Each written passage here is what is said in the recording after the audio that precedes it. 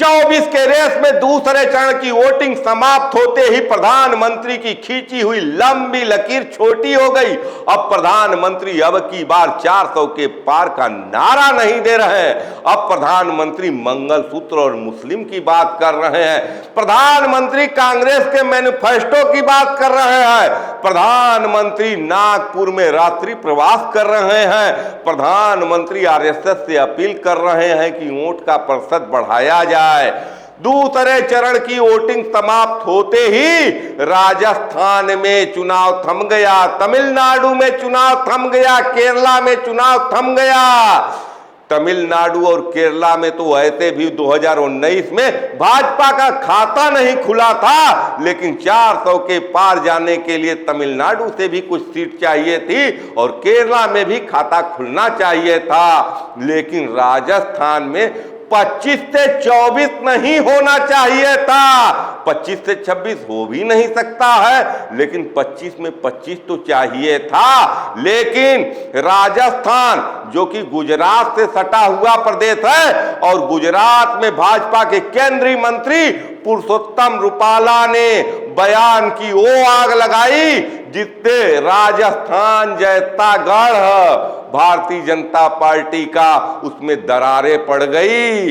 1952 के चुनाव में जब जनसंघ शुरू की थी अपने राजनीति को, तो उसको पूरे देश में 3 सीटें मिली थी। उसमें 2 सीट पश्चिम बंगाल से थी, तो 1 सीट राजस्थान का चित्तौड़गढ़ भी था। तो राजस्थान भारतीय जनता पार्टी का सबसे पुराना किला है और उस किले में दरार आ चुकी है और ये दरार लाए हैं युवा चेहरों ने। सबसे पहले बात करते हैं बाड़मेर के निर्दलीय प्रत्याशी रविंदर सिंह भाटी की। रविंदर सिंह भाटी जो कि एबीवीपी के विचारधारा से प्रभावित होकर छात्र संघ की राजनीति में आए, लेकिन छात्र संघ अध्यक्ष के चुनाव में एबीवीपी ने उनको टिकट नहीं दिया।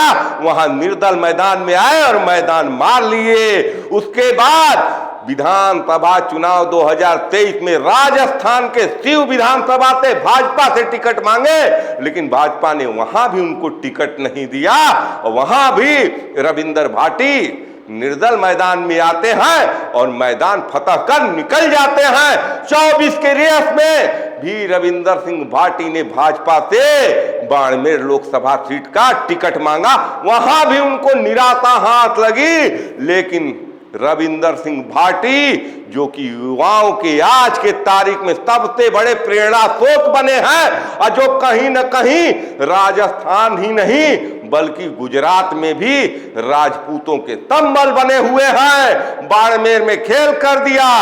चुनाव जीते या न जीते, लेकिन कैलाश चौधरी को, मोदी के मंत्री को घुटनों पर ला दिया। हो सकता है कि बाड़मेर में कैलाश चौधरी भी चुनाव हार जाए, रविंदर सिंह भाटी भी चुनाव हार जाए और इन दोनों के बीच में मैदान कांग्रेस प्रत्याशी मार ले। लेकिन वास्तविक रूप से राजस्थान के किले को हिलाने का काम रविंदर सिंह भाटी ने किया और भाटी से जो शुरुआत हुई थी वो चुरू में गई। राहुल कतवा 14 में भाजपा के सांसद, 19 में भाजपा के सांसद, उनका टिकट काट दिया गया। राजेंद्र राठौर बड़े नेता हैं, उनको लग रहा था कि विधानसभा चुनाव में मुझे हराने के लिए राहुल कतवा जिम्मेदार है। राहुल कतवा का टिकट काटकर झाझरिया को टिकट दे दिया गया। पैरा ओलंपिक खेलों के मेडलिस्ट झाझरिया को टिकट तो मिल गया, लेकिन राहुल कतवा कांग्रेस का दामन थाम कर एक बार फिर भाजपा के सबसे बड़े किले राजस्थान को हिलाने का काम कर रहे हैं। लड़ाई चुरू में भी फंस गई है और ये लड़ाई फंसी है राजस्थान के बांसवाड़ा लोकसभा सीट से ही। मैं उस प्रत्याशी का बात कर रहा हूं जिसकी चर्चा रविंदर सिंह भाटी जितनी नहीं हुई, लेकिन बांसवाड़ा में राजकुमार रोत किसी भी मामले में रविंदर भाटी से कम नहीं है। बीपीटी ये पार्टी गठबंधन की है कांग्रेस से। हालांकि कांग्रेस पहले जिसको टिकट दी थी अपने पार्टी से वो प्रत्याशी भी मैदान से नहीं हटा, तो एक लड़ाई त्रिकोणात्मक हो गई। और बांसवाड़ा जो कि शेड्यूल ट्राइबर वोटों का गढ़ है, बहुतायत मात्रा में शेड्यूल ट्राइबर वोट है, बांसवाड़ा में राजकुमार रोत ने राजस्थान में भाजपा का किला हिला दिया।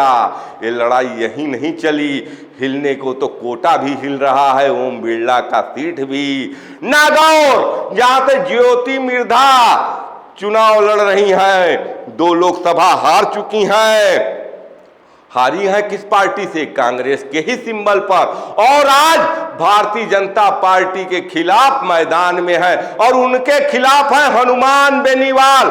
हनुमान बेनीवाल जो कभी भाजपा के साथ हुआ करते थे, आज उनके पार्टी का गठबंधन हो गया है कांग्रेस से। हो सकता है कि ज्योति मिर्धा चुनाव जीत जाए कुछ वोटों से, लेकिन बेनीवाल ये चुनाव फताए हुए हैं। तो ये लड़ाई नागौर में भी हो रही है, ये लड़ाई कोटा में भी हो रही है, लड़ाई बांसवाड़ा में भी हो रही है, ये लड़ाई सीकर में हो रही है। ये पूरे राजस्थान की लड़ाई अगर मैं चर्चा करूं तो वीडियो लंबा हो जाएगा। राजस्थान में भारतीय जनता पार्टी का किला हिल चुका है। मैं ये नहीं कह सकता कि स्कोर क्या होगा, 25-0 क्या एक बार फिर हो सकता है, हो सकता हो जाए, लेकिन 25 से 26 नहीं होगा। क्या स्कोर 24-1 हो सकता है? ये भी हो सकता है, या ये भी हो सकता है कि स्कोर 20 और 5 हो जाए। लेकिन एक बात तय है कि 14 और 19 के तुलना में बीजेपी को नुकसान होना तय है। दूसरे चरण की वोटिंग के बाद जो जनता फैसला दे रही है, कहीं न कहीं वो नरेंद्र मोदी के चेहरे को बस आगे कर कर चुनाव लड़ने की भाजपा की रणनीति को फेल कर रही है। जहां भारतीय जनता पार्टी नरेंद्र मोदी के चेहरे पर इस चुनाव को खड़ा कर रही थी, वहीं विपक्ष प्रत्याशियों को घेरने में लग गया और विपक्ष की रणनीति कामयाब रही और हर लोकसभा सीट पर पर्टिकुलर प्रत्याशी फंसता गया।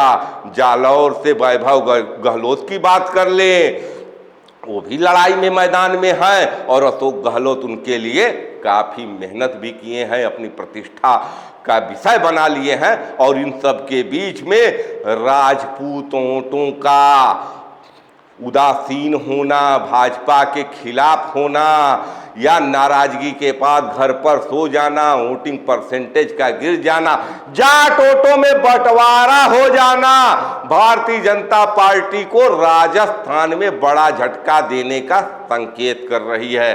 आप क्या सोचते हैं, राजस्थान के इस रण में बाजी किसके हाथ में आएगी? स्कोर क्या होगा? क्या वोट परसेंटेज में गिरावट होगी?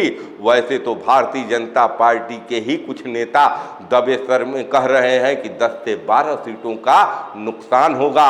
नुकसान उन सीटों पर होगा जहां भारतीय जनता पार्टी 2019 में 2.5 से 3 लाख वोटों से विजय प्राप्त की थी। आपका क्या विचार है राजस्थान के रण के बारे में? अपने विचार कमेंट कर जरूर बताएं। देखते रहिए खबरों के खिलाड़ी।